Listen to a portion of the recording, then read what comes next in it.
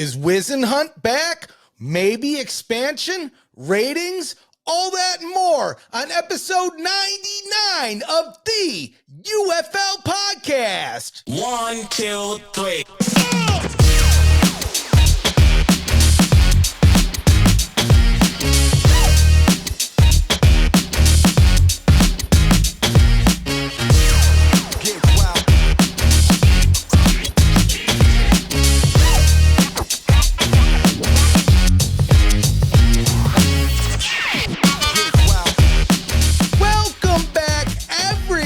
To another amazing edition of the UFL Podcast. I'm the ref representing Pro Football Newsroom, the leaders in spring football news. And boy, oh boy, oh boy, oh boy, oh boy, oh boy, do we got a big week for you. Before we get started, I'm joined as always by my man, Zachy Boy Cowman. How you doing today, my friend? I'm all right. Just kind of getting back into the cycle of, non-vacation, non-relaxation, you and I doing whatever and being on the ref cart. So I'm okay. Including, cleaning up some of the mess from spring stock. You can see I don't have my Panthers gear currently, so I had to kind of improvise to make sure that still representing the brand. But we're doing okay. I hope you're all right. It's always that splash back to work after vacation that stings the most, Zach. I'll tell you, it stings. It's just like a stab in the back, stab in the chest, stab in the forehead. Hey, welcome back to work. That's what I feel like right now. But hey, I'm glad to be on the podcast. Did you down some caffeine or something before you come on here? That's some quite energy I've seen out of you. It's what I like to call ancient mental torture. Some people I work with are very good at it. They know the arts of the ancient mental torture very well. But they can't break me down. No. And I hope they're watching because they'll say, oh, man, I tried to beat ref down with a 1-2 stab, punch, kick, all of it. And look at him now. He's having too much fun because the answer is always yes, Zach. The answer is always yes. And because we got this podcast to do, and how could you be upset when you just had the kickoff of the UFL right behind us? We're heading into week 2, and we got a whole bunch of news to talk about. You mentioned spring stock. I mean, that was an experience. It was a fun experience, a muddy experience, a different experience. That's the one thing I'll say about spring stock. They're all unique. They're all different. They're all their own little thing. And I this one, it went well. It went well enough. Of course, we couldn't control it. But the day, of course, there was like mobile internet issues in Houston. It wasn't, I know, right? Like just us. It was everybody. I actually thought for a minute we might not even get online. Like at the hotspot wouldn't even connect. We were so close to not having that work out. And I'm very glad that Riverside, our platform, allows for HD records to like give you guys out there kind of the entire experience, even if the live one wasn't up to stuff, which, by the way, for those that stuck on, you guys are the real champs. I mean, there are people that were in the comments going, yeah, the thing's kind of looking like 1995, but like, I'm still going strong. I'm still listening to Spring Stock Force. So, like, you're the real ones out there. So thank you all for doing that. But yeah, I would say, arguably the most challenging spring stock we've ever had. And it's just because the rain downpoured for like 30 minutes after you and Ducky go to get a freaking media pass. Just when we got far enough away from where it would be a pain in the ass to return, it started pouring. Of course, that's how it goes. And there's no awning in the press area or where you're picking up your media credentials. Yep. And I told the guy, I said, yeah, I came at the wrong time. He said, it seems pretty fine in here. Yeah. Good for you, buddy. He's like, I'll hurry up. I swear. He was fine. He was nice. I'm just like, a not as nice person as such as myself would not be so happy about that comment. But then, all of that was like a dream. Like I said, you come back to work and you just just, man, repeatedly. It's like going into a prison cell and, just getting shanked left and right. But I'm just glad to be on the show. We got a whole bunch of topics. I will say this, Zach. I feel like 30 pounds heavier. We ate so much good food while you were here. But I need to go for some walks. I need to cut down on the bar, just all the things. We were going to town on, I mean, we had a little bit of everything, man, but it was all the barbecue. Jennings barbecue, by the way. Shout out to them. Absolutely. Oh my God, man. That freaking fatty brisket that they had. Like I said, when we talked, the lean stuff was great. Oh my God, their fatty brisket, that jalapeno cheddar sausage they got, the corn souffle we took a chance on and paid off swimmingly, by the way. All just, food weekend, no doubt about it. You know, I definitely need to get back and walk. Actually, after we record this episode, that's my plan, is to get a walk in before work. So, yeah, definitely in the cards. But, you know, made it out alive. We're okay. And yeah, we're so far heading into week 2. Seems like everyone's doing okay. Reactions are I think at an all-time high. Maybe see week 2 if continues to prove week 1 right or wrong. We'll find out. And news cycles churning up in the weirdest way possible. I mean, we're just having one hell of a week. I mean, so I guess we'll start with the ratings. We'll start there, and then we'll get in to the other news. Well, actually, no. Let's go into the crazier news, because let's do this one hasn't been confirmed by the league yet. But James had a report out the other day, and I would say he's usually pretty good with these types of things. And word on the street is that big man Ken Whisenhunt may be returning from his leave of absence, or is returning from his leave of absence, according to James's sources. Yeah, he's already back in the office getting things done. Jim Turner will return to his O-line duties. Ken will be head coach and OC. Now, the game's just a couple days away, Zach, so we haven't heard anything official. I'm curious to see how this plays out. Maybe because I could see them maybe even waiting another week. Get in the office, see how things go. We never got like a true explanation why he was out. I don't want to dive too deep into it or speculate on what it could be or what it was. But it is interesting to see him come back so soon, when it seemed like if he was going to be coming back, it wouldn't be right away. So I don't know. Yeah. I'm kind of wondering, like maybe, they're trying to play this by ear, maybe because, I mean, sure, if he's back in office, that doesn't necessarily mean that he's going to be thrusted right back into the field of duty if he wants, because I feel like that's more, we could even discuss that these guys might just need some guidance a little bit. I'm not, and honestly, like you and I watched that game, like everyone else did on ESPN that Sunday, and like, kind of just seemed like they just needed to find some direction on what they wanted behind center, because otherwise it seemed like they had the right idea and that they're executing Ken's offense well when they were picking and just letting whoever was in at QB just flow as they needed. But yeah, I don't know. And again, we don't know all the details, or there's some details, but we don't want to share them out, of course, because that's personal stuff, and so kind of a weird situation. And yeah, the league hasn't announced it yet. And it's right now as we're recording Wednesday. So kind of wondering what their game plan is. Maybe they do soft pitch this one out, or I'm kind of wondering too, because they seem to like doing this. Let it happen. PR comes after the fact, maybe something kind of like, just to let the announcers talk about it first, then discuss it. Perhaps, I'm not sure, but clearly there is something extra going on. And to be even more on the nose here, like you and I and James talked as we were doing this over the weekend. We were worried about April Fools, or he was worried, especially about April Fools. So he made sure to get this out there's no doubt about it. This ain't some joke thing that I know PFN, we do that from time to time, but like, no, this was to put it out there that's the report that he has. So, yeah, really something to keep an eye on, because I don't think we've seen the last of Ken Whisenhunt now.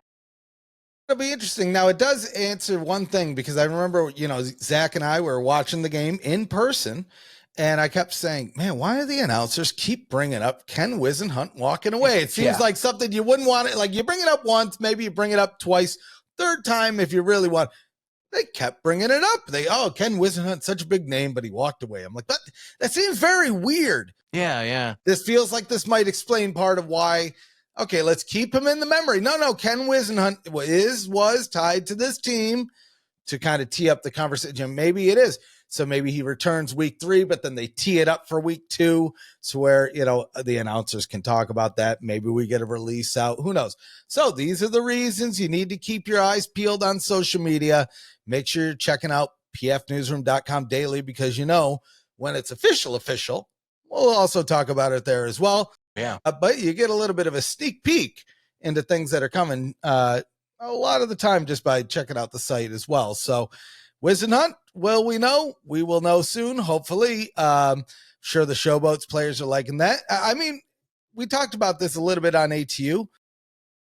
All things considered, the Showboats still were, of all the teams that lost, I'd say maybe other than the Stallions, the most competitive.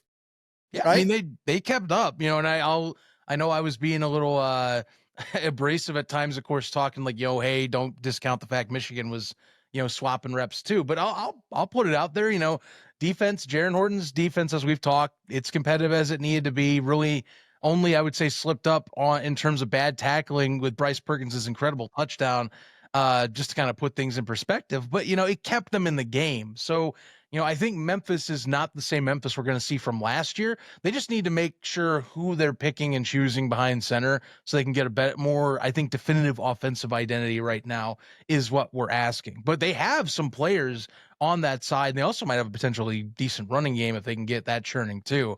So, gonna be fascinating, because they'll have a matchup against DC coming up here that we will be talking about today. Of course, previewing that, that I think is kind of a curious matchup, because, like I said, we've talked, Defender's great defensive game, but I mean, is this a defensive slugfest type of matchup? Because you're going to have two heavyweights in the league. We'll talk later, but the Showboats are the same. I don't think this is the same Showboats from last year. So I'll give Ducky credit. It was good points on ATU, and I definitely will hold up that they're a fascinating week 2 team to watch if they just choose who they want as their offensive leader. Mm-hmm. Yeah, no, I agree. Well, we're going to get to the previews and picks a little bit later, but before we look at the future, let's look at the past a little bit. Not going to spend a whole lot of time on this, but let's talk about the ratings, because there is at least something that's interesting in here, and I'm actually a little surprised, and I'm curious if you agree or if you pick up on it before I get there. So we have the ratings for the opening weekend. I mean, the first look at it, people are saying, "Oh my God, this is what happened," and so. Opening night, St. Louis, Houston, Friday night, Fox, 670,000. I think it peaked around 884 was the peak. Something like that. Next day, San Antonio, Arlington on Fox, 584. Michigan, Memphis, ESPN, 569. Birmingham, DC, also on ESPN, 395. Yeah. You would think those would be switched. Mm-hmm. The other one that I guess I just didn't expect. Highest rated game Friday night. I'm actually a little surprised by that, Zach. I'm a little surprised. I mean, look, you're not wrong. I do think that is something to consider. Given that we did have a Saturday game also on Fox as well. Not a bad time. It's middle of the day for most people, not prime time. But I mean, yeah, that was kind of surprising. The shame of it is just the game it had to be, and I've heard a lot of people, well, why didn't they, we've seen it on like, well, why did they start in St. Louis? It's ridiculous. They should have just put availability, guys. Like, I think we've had this conversation a million times, and I hope that we can keep talking about this more, where more people, I think we can understand how this sport works. Hey, if the arena wasn't available, sorry. I mean, they couldn't get to St. Louis, and I know you can talk other matches, but again, it comes down to availability. Like, if none of those other ones had Friday availability or wasn't good enough to do it, that was the best option, and quite frankly, they wanted to show up back in TDECU, so I can't knock them for that either. But I mean, that is the surpriser, is that Friday was the highest rated game of the 4. Like, beyond shocking to me, given the rest of the weekend slate and the fact you have an over-the-air broadcast on Fox on a Saturday. Yes, it was a blowout, and probably saw a lot of fall off from said blowout as well. but that still surprised me. Really. I mean, I'll be frank. Even the Birmingham DC matchup, the fact that it was even any of these games were sub 500,000 viewership, I know that's been a lot of talk. Definitely pops out from the page. Well, I know a lot of people were hoping for a millie. Right? Yes. You kind of want a millie for that opening game. Probably want a millie for your last game. Maybe not everyone's going to get a millie. Maybe some aren't going to come close. That's fine. That happens. But there's got to be some disappointed folks somewhere, either at the league, at the network, maybe a little bit of both, that are looking at these numbers and saying, that's not really what I was hoping for. Yeah. They did have a little bit of competition, right? You had a little bit of the March Madness, and Zach, man, there were some good games. As we were kind of looking at the scroller in the bottom, it's like we had a lot of tight games with March Madness this year. So yeah, we'll see. Are they going to rebound next weekend? Well, I'm going to make a prediction, Zach. I don't think we top 690 on a Friday. I do think we could go higher on the Saturday and Sunday games. I think Friday this week was the highest rated game because it's the first game of the season. Again, 690, not great. Peaked at 880. Okay, fine. Can you build on that? Can you, as March Madness wraps up, it's starting, we have another maybe week of a little bit competition, but that's going to go away. Baseball season's around. Basketball playoffs. I mean, personally, it is going to be tough with the Pistons in there. This is a rare one for me, Zach, but will it impact it? I don't know. Tough. Yeah, but it's tough. I think so this is kind of a perfect storm. If I'm trying to justify the ratings as they are, and again, that's rough. I want to be honest with you people. Yeah, these are rough ratings. I'm not going to dissuade you from that. But what I will say is as follows. So March Madness is one thing, but as we saw last year, it's not just men's March Madness anymore. We have women's March Madness that apparently has skyrocketed in popularity thanks to women's basketball jumping up. I mean, that's proof in the pudding. The ratings for women's March Madness as well, again, this year have been excellent from what I can tell, and it's going to keep on being that way. I think that that's just the change in sports landscape in that regard. You also have opening day, which, I know we competed with that last year, but I mean, you add in the extra eyeballs moving elsewhere, and it kind of comes harder to kind of find new people to kind of elbow back in to get that. So I'm fascinated to see what the ratings do as the year goes on again, because if they keep going down from here, we have to keep having a talk. But if you see some, say, like March Madness and it chills out again, baseball's opening weekend's done, and then we see some boosts up as the season goes on with, eyeballs kind of being refocused, if you will. Okay, maybe we can talk about that a bit once more and talk about Rise. But that's what I'd want to discuss is, like, I feel like with women's sports being even more of an interest, we're also seeing more eyeballs moved around more than ever in terms of the space on picking and choosing where you need to go. And I think that is very evident with these ratings. So we'll find out. Good. It's a benchmark to start the year, because if it gets better as the year goes on, well, that helps a lot. Well, here I am, Zach. We just mentioned March Madness. We mentioned opening day. I don't even think we mentioned their biggest competition of the weekend, the Figure Skating World Championship, Zach. Dude, that was one, a banger. Two, you know what? Say what you want. It pulled at least one person away from that game. I don't care what you tell me. I have a new appreciation for any free figure skating, thanks to us just watching USA on nonstop. That was so good. Some wonderful performances. It was amazing. Yeah, if you want, honestly, total off-season, off-topic-esque type of thing. If you want to check out free figure skating stuff, look up the Boston competition for free skate. Wonderful stuff. They were doing 50s, 60s dance type of setups for the free skates. It's wonderful. I'm sorry. This was what we were watching partly beyond arena football and the UFL over our weekend. Which I'll state also, just for the sake of saying it on this show. Dude, don't count out AF1. AF1 may have been more entertaining than the UFL this weekend. I think there's a valid argument for that. I'll be fair though. Is the camera quality going to be as crisp? Are the replays going to be on point? Are there going to be some weird little things with the play clock and the thing? Yeah, but to me, Zach, you know me well. I love a good technical difficulty. Yeah. So part of me, I kind of love it. I'm like, yeah. That was 10 downs, but I don't even care. Let's go. But there was the comeback of the century with the end of the game bomb down the field, bounces off of the wall into the guy's hands. They come back and win after being down the whole game. All the games were pretty solid, actually. Well, yeah. So if you're not checking out AF1 and you're into arena football, give it a shot. I think there's a game tomorrow night, free on Evergreen Now. Thank you. So check it out, evergreennow.com. It's worth just throwing on the side. They even have the replay, so you don't even need to watch it live.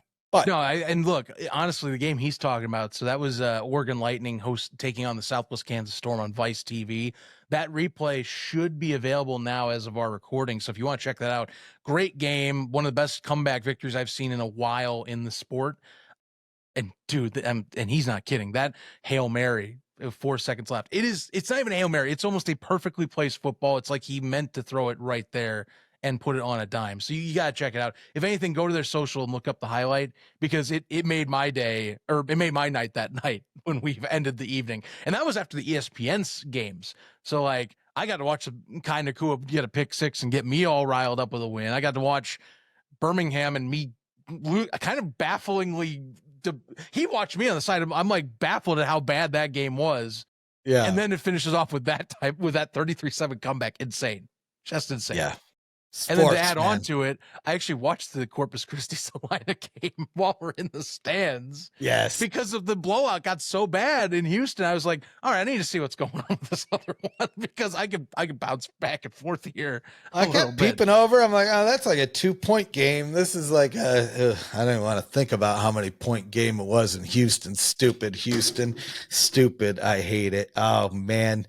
There's nothing that makes me angrier than the stupid Houston Roughnecks losing like a bunch of bums. Careful now, you might be summoning the dark crowd. Like CJ Johnson getting Tom Cable to go up in his face and be like, I'm going to coach you, you suck. And nobody's going to do anything about it, Zach. Nobody's going to do anything about it. They're just going to let my team suck. They're going to say, CJ Johnson, here's a 3-year extension. I don't like it. No, I don't like it. Look, I know you're all 12-0 on this show, but be honest again, to reiterate here. Not anymore, Zach. 12-0. Those days died a long time ago. I don't know if those days are ever coming back anytime soon. Should I expect next episode no hat, hairs over one of your eyes, you're wearing dark everything? What are you talking about, Zach? I feel like I don't know. I felt like I was talking and I forgot what I was talking about. You were here, but not here? Lights flicker or something. I don't even know what's going on anymore. Careful. Anyway, what were we talking about? Ratings, right? Yes. You know what? Yeah. Back to ratings. CJ Johnson can be for another night, as any night, most likely. I don't know. My only Did somebody say CJ Johnson. Where am I? Oh my God. Anyway, ratings. I don't know. I don't have much more beyond. It's kind of just what. Look, we talk every year about ratings, and I kind of just at this point, I reiterated this. A lot of us had our own thoughts and takes on the ratings. I thought James Baker had a good take where it's like, look, I know that a lot of the media has been talking a lot of the negativity around the league with the union talks and the CBA still up in the air. And some of the stuff with the coaches, but I'm agreeing. Can we just get back to just talking the football? I came on, and my whole point for you out there is, look, ratings are ratings. This is a business. You can do whatever you please to either help them or not, but it's up to them to solve their issues. I implore you, enjoy the ride, because I've been there. I don't know about you, Stefan. I've been there where I've stressed about the ratings and I've freaked out that it's like, this is the end times type of thing. I did this with 2023's USFL because of the split stuff and just like people talking about, which one's better and whatnot. And I just, my whole philosophy for the last several years, but just look, enjoy the ride. If it comes back. I have no say on how the business runs outside of me doing what I like to do, which is I already buy the tickets, I buy the merch, I watch the games, I do what I am doing for them. And that's all they need that you can ask. Like, I'm not, if you want to do the extra, feel free. I implore you if you like, but remember you don't owe anything to the league to fix their problems. And I do think that's the message of this year. Their problems. We've said this in several shows. It's their issues to fix. You enjoy it as you need, but their business. They have to help and appease and bring customers in. That's their prerogative. So just something I want to reiterate to people. I think that's a good segue, because if you ask certain people, problems, what problems? Yeah, what's going on? Attendance issues. There's no attendance issues. In fact, we're expanding 2 more teams in 2026. Apparently, it's booming. So, UFL Director of Football Operations David Dykman had a little bit of an interview the other day where he seemingly confirms the expansion. Now, we know late last year, the UFL put out a statement, said this is our process for how we're approaching expansion, at least confirming that they were looking at it.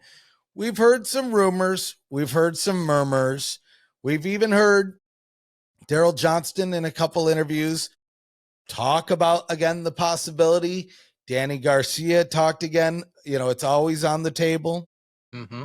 Now we have David Dykman, maybe with the boldest statement, saying, it is. And let me just get the exact quote.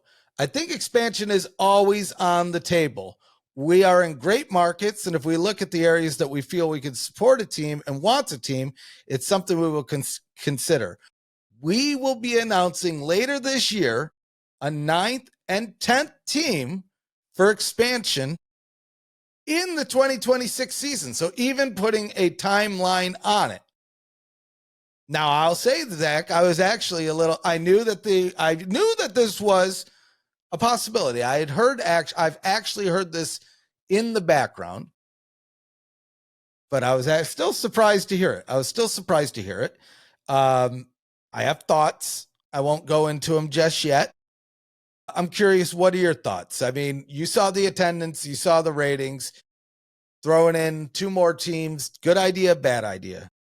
I am very lost in the weeds with this comment, because after what we've talked about attendance since really early winter being a problem, and how it feels like they have been doing a massive course correct and realizing how far behind the 8 ball they are on certain aspects of the business.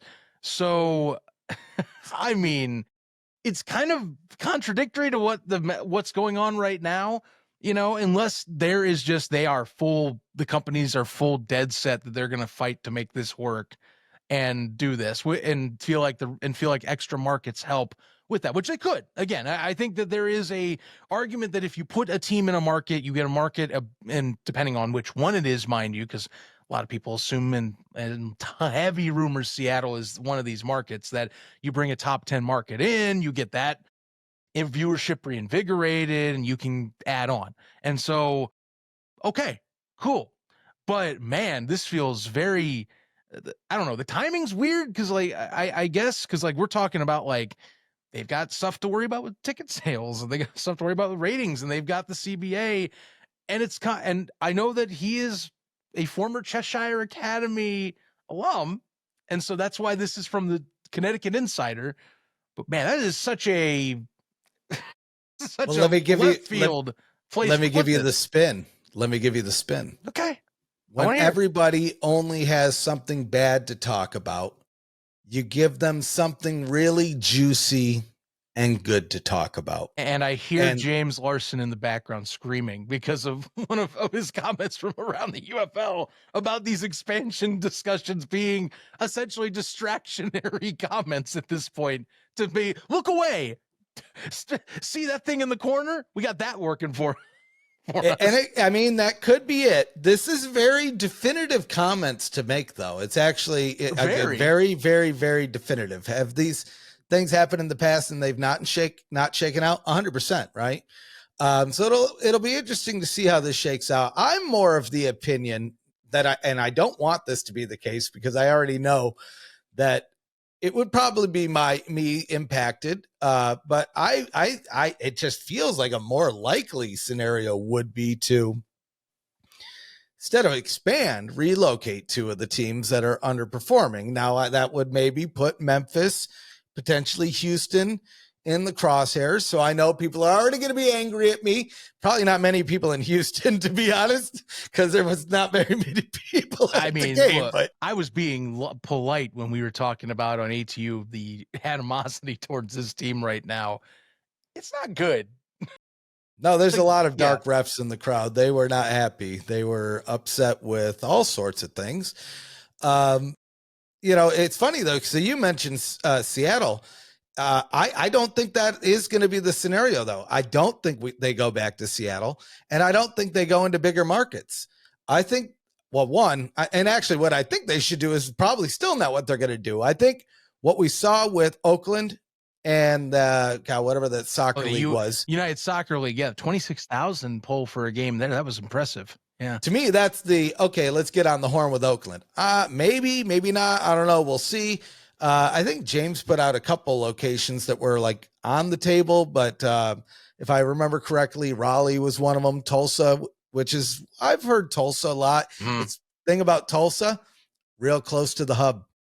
It's very close. It's so kind of makes a lot of sense. Seattle, I don't think it happens. I think a couple things. One, Seattle worked really good in 2020, but there was no Seattle Kraken. And they still did pretty well in 23, but they had definitely lost some momentum. And then you take another break and then put them back there. You could almost surmise that you're going to continue to see a downward trend. Maybe. In a city with high taxes and an expensive stadium, where somewhere like a Tulsa or a Raleigh, and Oakland, again, is a great example, is going to say, hey, Oakland, they have a stadium that's empty. Everybody ditched them. They'll take anybody. It's almost a very great example. It's a very great comparable to St. Louis. It's a very St. Louis-esque situation. Yes. Tulsa, I'm not sold on Tulsa actually being a good market in execution. I think people say it and people say it and people say it, but people said the same thing about Arizona. And I've lived in Arizona, Zach, and people don't do those things. Even when you go to a professional sports game, Zach, I'll tell you this. Next time the Tigers are in town, go see the Tigers play the Diamondbacks. You're going to see more Tigers fans there. Yes. People aren't like locals, and so they just don't latch on to these new teams. And I feel like Tulsa could have a little bit of that. Raleigh, I don't know, and I don't know enough about the area to even make a guess. I'll counter back on Tulsa only because I raise you an IFL team that sells out venues near every event. Fair. Is the difference. Okay. So now again, does that same audience translate to an outdoor team? Time will tell. But I also raise that, as we've seen in the past, what's one of the most watched local markets in recent years that comes out of these ratings we've noticed? Tulsa, Oklahoma. Kind of seems on the nose. Not to mention, the league's sitting on an Oklahoma brand from the USFL days. They could easily grab and throw right there if they wanted to. Nostalgia may not be always at play, but they have something they can go to in their back pocket. Wouldn't be hard to grab the IP, retool it, and hit the ground running with said IP if you wanted to. So there's options there. But I do think Tulsa's, to me, I will be on the opposite side of Tulsa. Raleigh, I don't know enough about. Oakland, my thing, I like Oakland as an idea of a, scorned fan base looking for action, people there. It is a bit rough of a city, of course.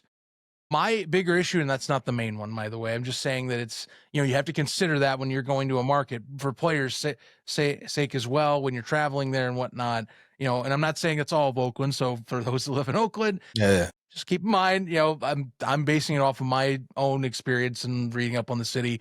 Please feel free to comment below and tell me different if you do so feel. My issue, though, is workers' comp. How do you get around California workers' comp that is I don't know if it's the highest, but it is top 5 minimum in the nation. That is an expensive thing for a league to take on. And I know we've had a lot of discussions as fans about how much costs this league is having, how to get out of the red and into the black. That's going to be a big issue, and that they'll have to really swing that people will come out to watch this game in an Oakland Coliseum if they're going to make and able to make back for those costs for players. That is a big deal that you're going to have to worry about. The swing could be worth it, though, given that, yes, I'm with you. That is a scorned market that I think fans want to come out and show that they were left behind if we're talking that. So the potential's there. Oakland Coliseum is also a little rough, but it is suited for football, as we know. Yep. Yeah, that's the other one. The facilities is a little beat up, but again, you would probably get a good size crowd in there. You also have an old IP if you want. I like the Invaders IP a ton, by the way. That logo's sweet. You could probably do a wonderful modern refresh of that thing, much like how we saw some of the USFL teams do. So I am secretly hoping that would be the case if they were to do it. But again, there's some issues getting around that too, but we'll see. Here's the thing. To circle back on this quote and this whole Connecticut Insider piece with David Dykman. So reminder, David Dykman is the league's director of football operations. So he's one of the upper tier officials in this. He's going to get most of the big brass discussion points that come down from the top. Not a stretch to say that he's definitely talking the truth here. But again, weird that he's the one doing it, because you feel like Daryl or Russ Brandon would be the one dropping this in a piece. So again, not too crazy, but also like David Dykman's usually not the one you're hearing these news drops like this from. So kind of shocking, I guess. And again, like good catch by some people, because this could have been something that got swept under the rug easy, because it's from a news site that I think none of us really have on our radar, except for maybe those that pick up UFL and like search crawl on Google. Right. Yeah, no, 100%. So that's why I love the spring football community. The eyes are always peeled for these little things. Another location I think that was rumored, just to kind of cap this one off, though, Columbus, Ohio. Yes. So I mean, I'm sure there's going to be all sorts of people that will be happy about that, because I would say for Tom Benson Hall of Fame Stadium not having a home team, they brought in I wouldn't say a great crowd, but a good crowd. Probably bigger than some of the crowds we saw this weekend. Let's be fair. I think you make some arguments, especially for, like, we talked about the Maulers at the time, seemed like they were becoming kind of like Canton's team, or the Generals, really, when they were Generals. Yeah. And I think Ohio has the case. The thing we were wondering about Canton at the time was, if they stick around, if there were plans, could they, and they were, rumors were very discussed that could they get their own brand and be kind of like that small USFLs at the time, like Green Bay market, where it's like very passionate, smaller fan base, but you're focusing around the football history of the city, and you're also getting the venue that wanted the attendance and, Hall of Fame Village. Yeah. So, I mean, Ohio is a football mecca in terms of not only football in general, like professional from NFL's sake, but like there's some of the top, best and biggest high school venues in the country. Not even Tom Benson are located in Ohio. There's a lot of good prospects out that way from the Midwest, and Columbus being Columbus, college market could possibly have an appetite for a little extra. So time will tell, Time will tell. I think there's a lot of talk around it, though. So apparently later this year, we're going to hear about a 9th and a 10th team. So make sure you're tuned in every week or checking out pfnewsroom.com daily, because when it happens, we'll be talking about it. But before we wrap the week up, we got a whole nother week of games going up. So we should be talking about these games. We should be previewing, doing some picks. First game of the weekend. Now I'll say this is a good one for a Friday night. Oh, yeah. Stallions at Michigan, first home opener, Ford Field, 8 p.m. Eastern. I'll let you kick this one off, Zachy boy. How you feeling as a Panthers fan? You got a better record than these Stallions. Yes, we do. Which is, again, weird that the Stallions are kicking the year off with a loss. And yes, everyone's right. First time they've ever had a losing record at any point in their history since the revival in 22 of this team.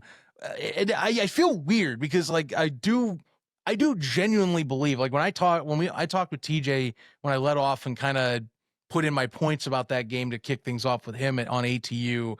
And when I've talked about this kind of to other people, I truly believe it was Birmingham last week that had a poor game versus DC over Magic. I watched Alex Magoo.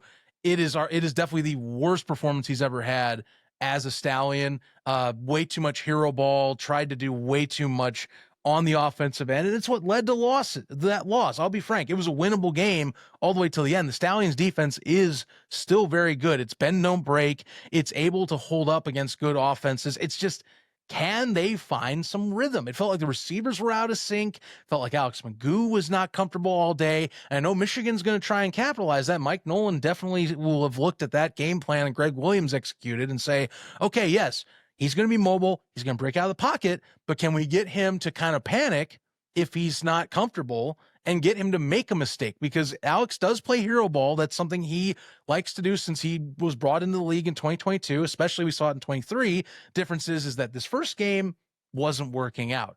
So I think I'm watching that. How does this Panthers defense adjust and use some of the game plan that Greg Williams used against them again in DC? And how does Skip Holtz and company decide to adjust on the fly? One thing they did a terrible job against DC, and again, this is why I feel like it was a winnable game, they made no adjustments. They went away from stuff that was working. They had a screen game going early in the first half, and then they couldn't, unless I have the all 22, I can't say it, no short passing game to mitigate pass rush. It was kind of baffling how little they adjusted anything on that offense, or even defense for that matter. So something to keep an eye, and then I'll quick wrap and throw it to you kind of on this point.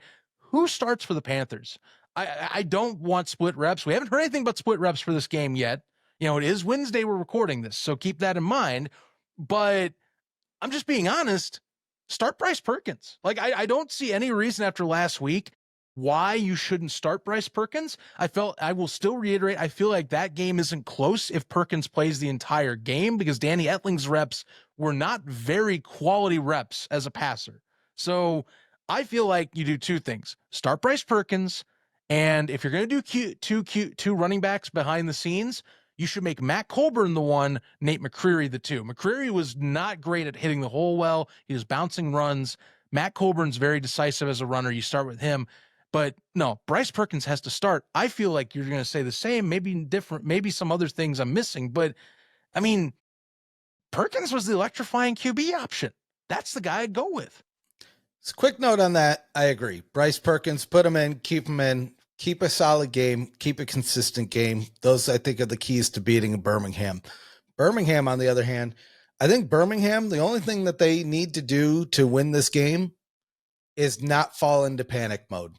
Because I'll tell you this, there's nothing that says they are, but if they continue to play this week like they did last week, there's a psychological thing. You can say, even as a fan, but the players on the field, there's a psychological aspect to that. Even TJ was talking about that. There's something going 0-2 in a short season, and then you add in the fact that you are the season favorites. You won every championship in this league.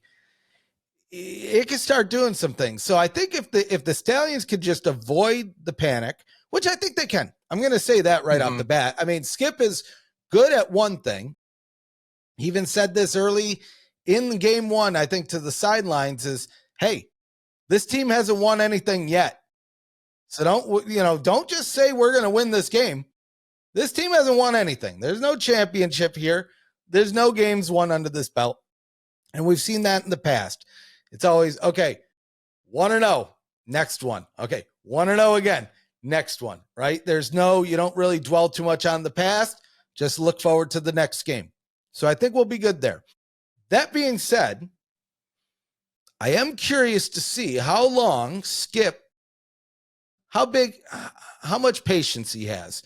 So, for instance, if we see some more of the same, some of those broken up, scrambled, running, trying to break away, getting sacked left and right, just making mistakes from Alex Magoo, how many more quarters is Skip going to let that go before we see him bring Corral in? I do think we do see Magoo start this week. And I think we should. I think we should. I think to take it away after 1 week after being gone a couple years, not fair. Give him another week. Right. Maybe a third. I don't know. That's Skip's call, but I'm curious to see and how that plays out. Now, this could just be a non-scenario. They could come into this game and steamroll it, and everybody says, "Yeah, I see. I told you so." They just needed a little bit of time to adjust. Maybe there was something with the defenders because of whatever the doorman, whatever the situation was going on there, right? But I think the Stallions can win this game purely just by being the classic Stallions, and it's really going to be up to the players whether they can be the classic Stallions. I think Skip can be the classic Stallions coach. We saw it on the sidelines. Every time Magoo made a mistake, he said, "Hey, look, I get it. You can't make the play, but don't lose 20 yards. Right. Don't put now look, they have the ball there. They could have been at the 20 instead of the 40. Right? Yeah, and I think that's something, again, I go back to that DC game, and something that we talk about how much I feel like they put themselves in a position to lose, where I felt, again, very winnable game to me. Yes, 8 sacks given up. Looking at that, I give 4 sacks accredited to Alex Magoo playing, I don't know why my camera's being weird, but Alex Magoo playing hero ball. Maybe it's just that showing the fuzziness of watching the play devolve as panic app sets in.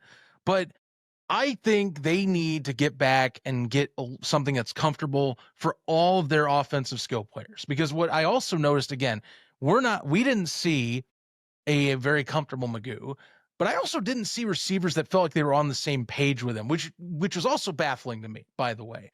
Like, there were several plays, it felt like Alex Magoo had one thing lined up, and then all of a sudden that route's way off, and it looks like it was an option or something that the receiver was supposed to read, and they were not on the same page. We had the announcers talking about how he was misreading RPOs, and I'll even reiterate this too, and I know that Stallions fans have already been, well, they gotta move on. But let's reiterate here, it wasn't exactly a very pretty beginning to 2023 as well for Alex. I mean, we gotta remember too, they were in the dumpster for a few weeks. People thought that the New Orleans Breakers passed them by back then. And yes, you can go, well, it was USFL, okay, whatever. The talent level split thing, and kind of 2 separate leagues with spread out talent. We can talk about that. That's fine.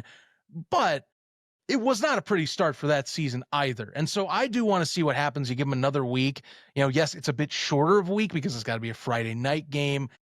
But that's what I'm waiting on, is what do you do with another week that's comfortable? Do you see Alex progress and get better?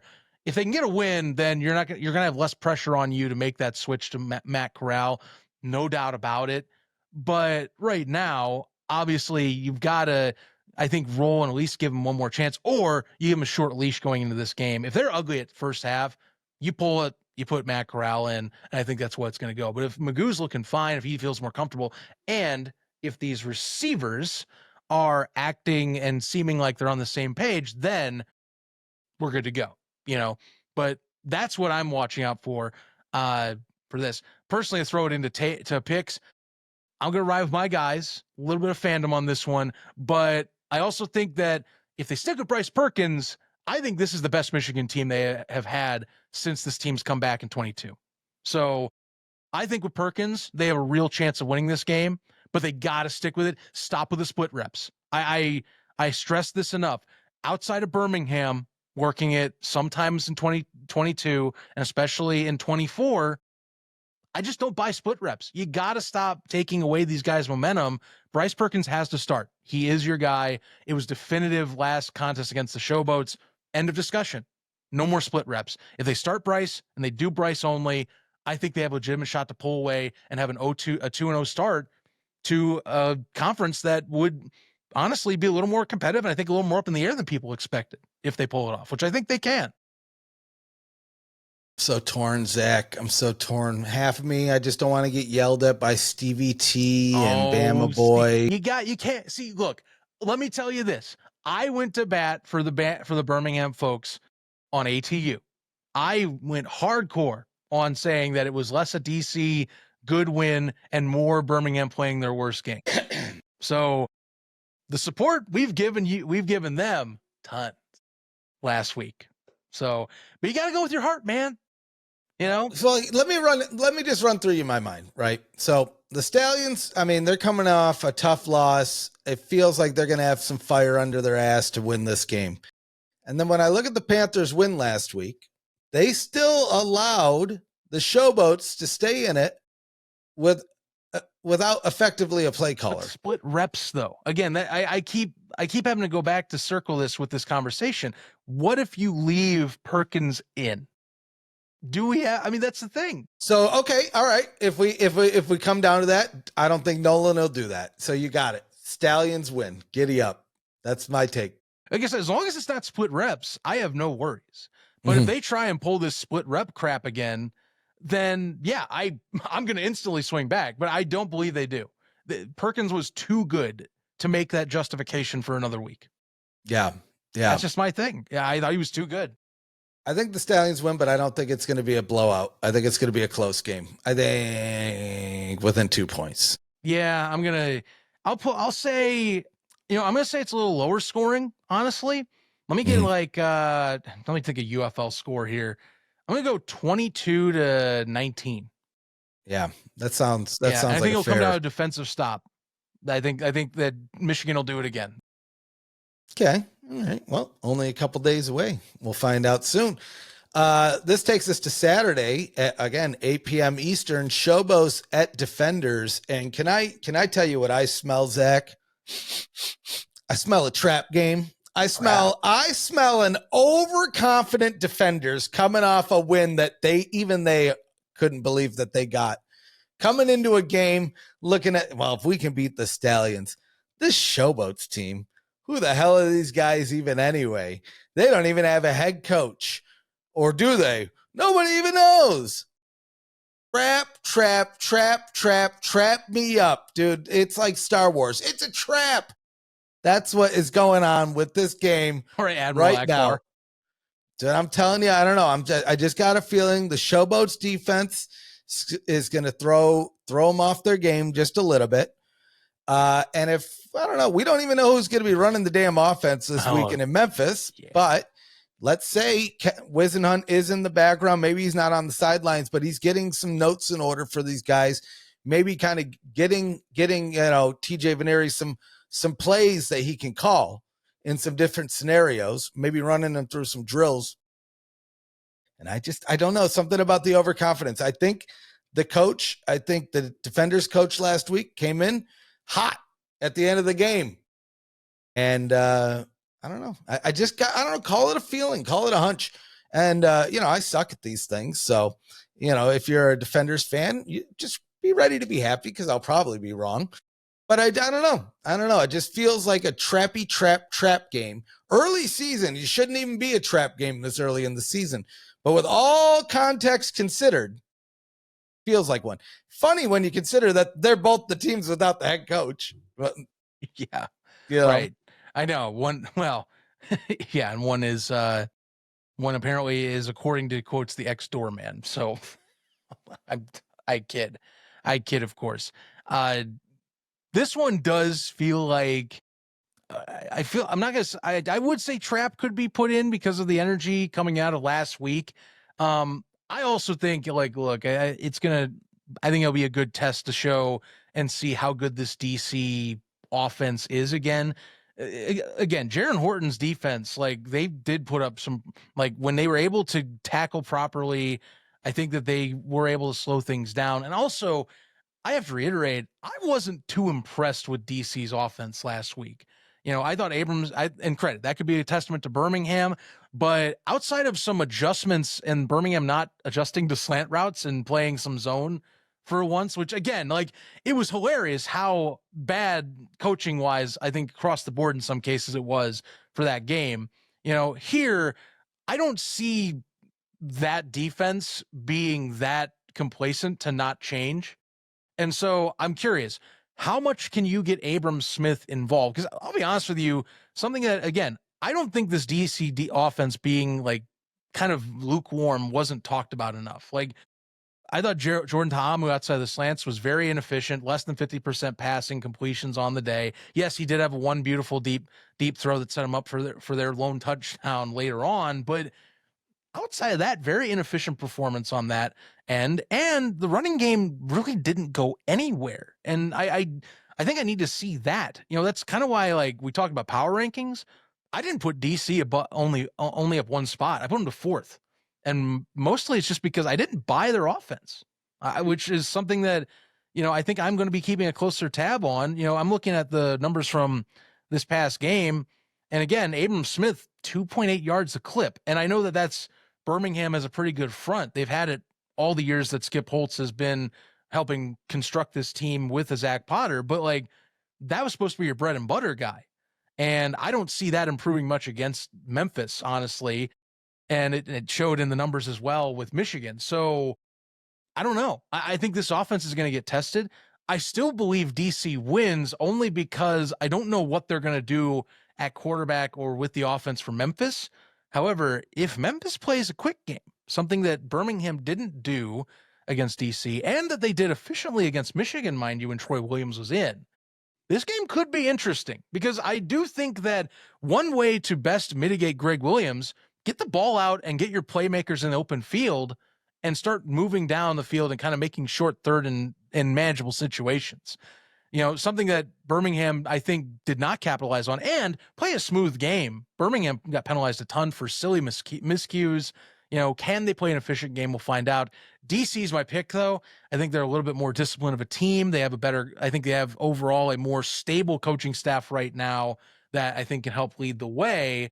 So I got to go with that, but I need to see DC's offense show up. I don't buy it right now. I'm sorry. I can't in good conscience tell you that I think that's a high power offense at this moment. Mm-hmm. Yeah. Well, I don't know. So we're split. 2 for 2 on splits here, which takes us to the third game of the week. Roughnecks at Renegades. Well, then. I don't even know where to start, Jackie boy. I don't even know where to go. Into the Ref Slaw tells me I should go for them if I have the Panthers losing, but Ref Slaw is totally fine if both of our teams lose.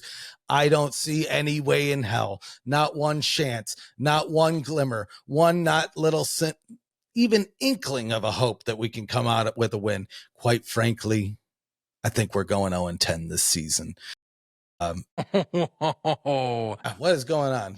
Anyway, Renegades, though. I think the Renegades are going to do good this weekend. We saw what they saw last week. What was that, Zach? I think you have a possession problem at your place. I don't know. I might have like allergies or something. I keep my head gets into the fog. But I don't know if we saw the Renegades do what they did last week again this week. I mean, the Renegades are looking solid. Probably the most solid they've kicked off a season ever. Even when you look at 2020, 23, when they won a championship last year, didn't do too hot either. But even when they won the championship, they weren't like the hottest team. They didn't even start the season with Luis Perez. Yeah. Whereas this game, they had some mistakes out there. Don't get me wrong. They have some things they need to button up. Running game, better than I expected. Defense, better than I expected. Luis, he's Luis, man. He's the king of spring. He was doing what he needed to do. I mean, other than homers, I don't know if there's many people predicting that the Renegades were going to beat the Brahmas last week. And they beat them up like some little pansy boys. You know what has me so surprised and why I'm blown away by Arlington, because they were the two questions I had got answered in triumphant fashion against San Antonio. Do they have a run game? Can they find anything on the ground to give Luis Perez a break from playing the hero? And does this defense have what it takes and can show up? And you know what? I got to give props. They've made the right adjustments, because first off, that front offensive line bullied San Antonio last week, straight up bullied. It looked exactly, funny enough, much like how St. Louis bullied Houston the day before. So I'm going to be honest with you. I think more we're just talking about what makes this look like an overwhelming Renegades win right now. Because quite frankly, that front five for Arlington, if it did what it needed to against San Antonio with arguably a better coaching staff there, I don't have much faith that it's not going to have its way with Kalen Ballage and Day Hunter doing what they need to do on the ground, which then will open up Perez to have his very veteran and in sync receiving crew do what they need to do. And the broadcast highlighted that exactly. That's something I was wondering would be an impact as well, is, these guys have played 3 straight years with each other.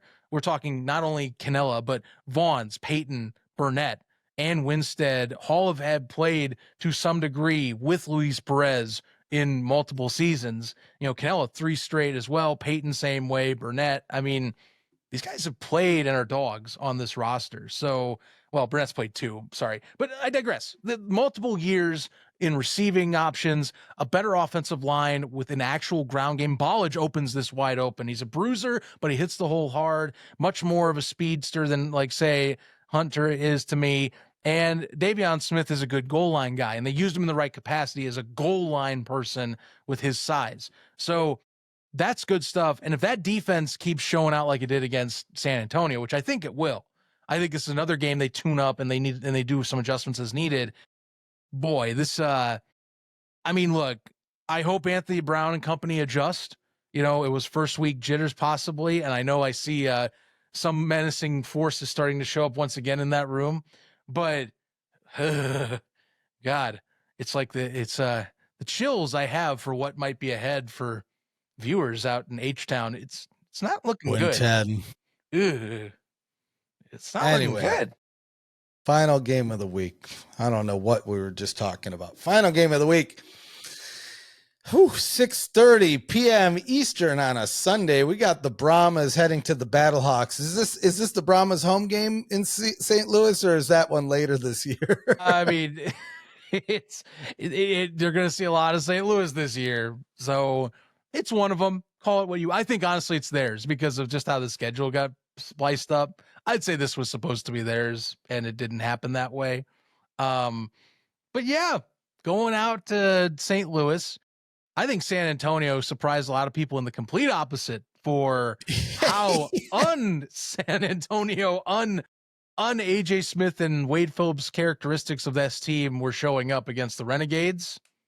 A lot of questions. And I think, funny enough, I just talked about how the Renegades ran up and down the court on this front 7. St. Louis is entering the chat.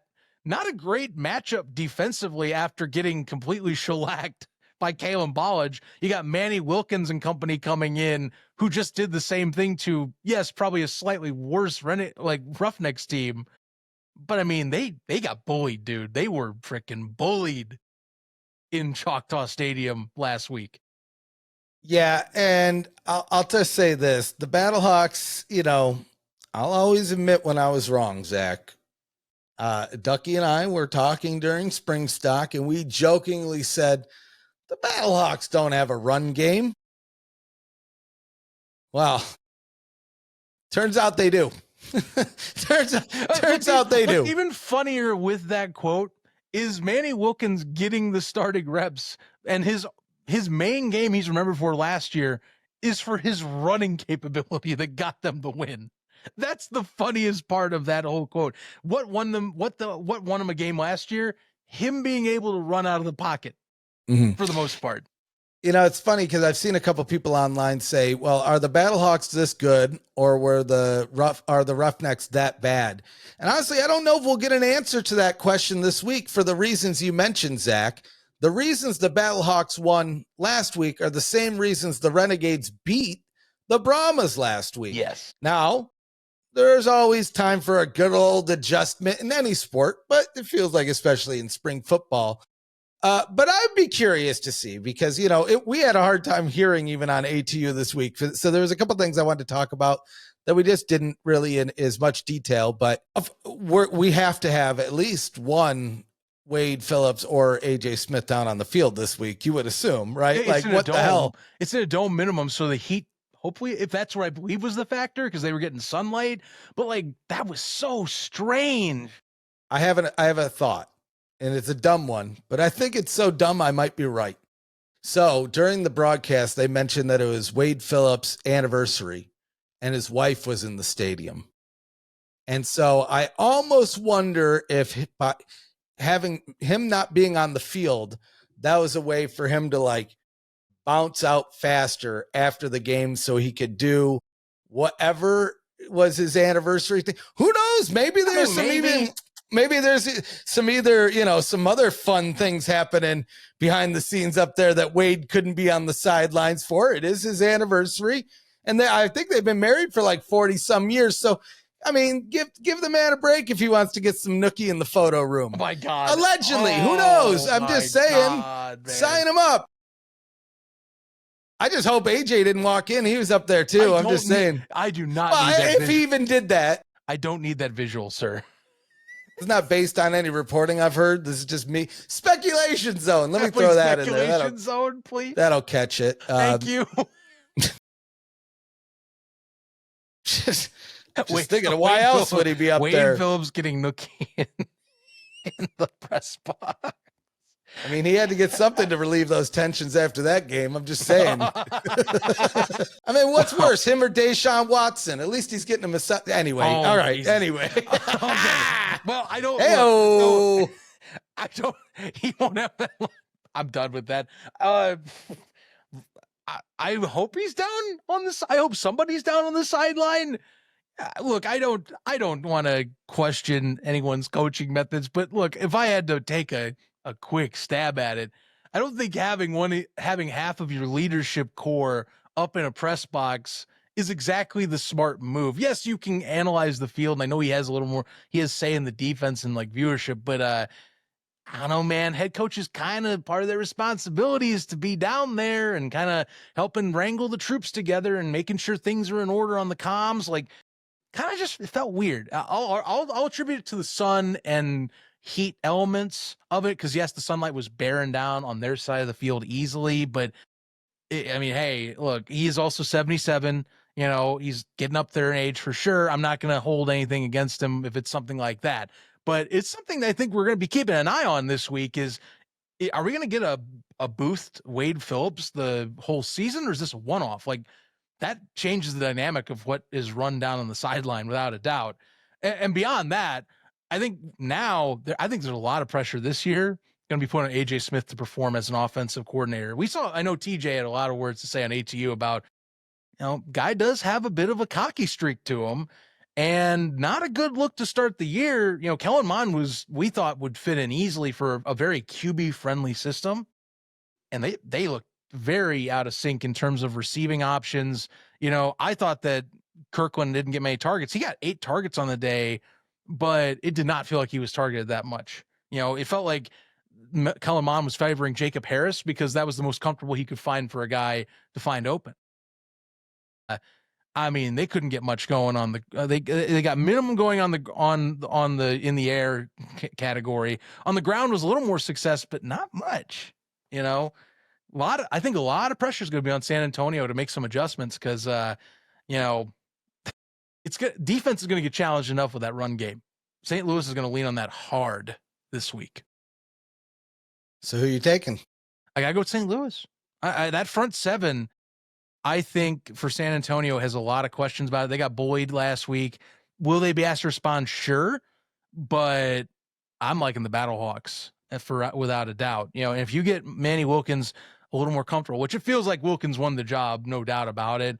There's no reports yet that like Dugan's getting extra reps, but it felt definitive like it's Wilkins' team and he's going to take the reins. Yeah. I mean, watch out, because if he gets a little more comfortable in the passing, like we saw a few reps and some beautiful deep throws against Houston, they're going to keep opening that up a little bit, especially if they get run opportunities like against the Brahmas, like the Renegades did. So I got this one. I got to go with second. I'll do the same thing to see if it repeats itself like last week. Second most confident I am in a game, which did not track well for my last pick, a second most confident game last time I said, but Battlehawks. I'm with you, Zach. So we're gonna agree on the last 2 slate of games, disagree on the first 2 slate. Game of the week, if you ask me this week, I'm gonna go first game of the week. Unfortunately for the slate of the crescendo of games, I think they'll all be good. But if I'm gonna look at one game and say, okay, which is going to be the most competitive potentially, which one might matter the most even down the stretch. Funny enough to talk about week 2. Right. Probably that Panthers Stallions game right there. I mean, especially, as the other team starts shaking out, if the Panthers can get that second win, Stallions are 0-2, right? Eyeballs are on Birmingham. I mean, I think that's right. the thing is how off is this Birmingham team? Was that their worst performance, or is this going to be the status quo? And I think a lot of people are putting that pressure because, as you said, 3-time champ, you're trying to go for your 4th. Eyes are on you every week. Every week, baby. Man, we're only into week 2 and a whole bunch of weeks ahead of us. So here's what you guys got to do. You got to like the video. It's free. It's free. It's so free. It's me. It's so good. It feels so good. Subscribe, click the bell. It builds morale. The social media things, you know what to do. At UFL Podcast, Facebook, Twitter, Instagram, Threads, TikTok. We're there. We're usually over on X posting, X replying, sharing X posts. That's what we do. That's where you should join us. What was the thing? Royal Retros. We got a link down below. 15% off, Zachy boy. I think I've been saying 10% off. Yeah, okay. 15% off your big old order. Click the link down below, or you could just use the promo code USFL Newsroom or podcast. Wait, USFL Podcast. USFL Podcast. Yes. And here's the deal. Here's what you need to remember.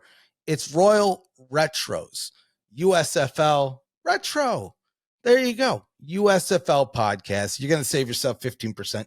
But if you use the link down below, it applies it automatically. And keep in mind that is a licensed third-party merch distributor, not only for UFL, but now for AF1. It's their official merch partner period. So it is as they say on their own socials these days, it is the definitive spring football and retro football gear store to go and visit. So there's some really great goodies. They've done a lot of neat new things as of late that I've been keeping up, and I'm making a wish list as I'm speaking right now.